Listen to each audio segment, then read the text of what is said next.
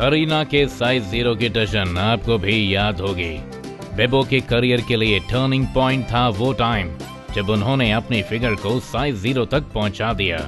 उसके बाद करीना की काया बॉलीवुड में एक एग्जाम्पल बन गई। मगर बेबो ने उस फिगर के लिए इतनी मेहनत क्यों की, ये राज करीना की जुबानी ही सुन लीजिए। Quite content actually until I opened a glossy and it happened to written that Kareena looks overweight, and I was like, really? Am I really overweight? I never thought I was, until I actually read that. And obviously I was like very depressed and a little upset, low self-esteem. I think it's a woman thing. यहाँ तो किस्सा ही दूसरा निकला। हम तो समझते थे कि छोटे नवाब के तानों से परेशान होकर करीना ने वेट कम किया होगा। Today I'm a healthy 54 and no matter I travel a lot and I've always been able to maintain a healthy weight.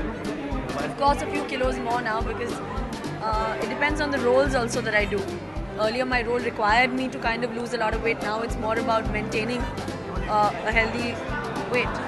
By the way, बेबो की ये कहानी बिपाशा बासु से काफी मिलती जुलती है, जिन्होंने हाल ही में एक फिटनेस डीवीडी लॉन्च की है और आजकल उनकी फिगर में भी नेवर बिफोर कर्व्स नजर आ रहे हैं। और इंटरेस्टिंग बात ये है कि बिपाशा ने भी जॉन के कहने पर वेट कम नहीं किया। इस बंगाली बॉम्बशेल को इंस्पायर किया जमाने के तानों ने।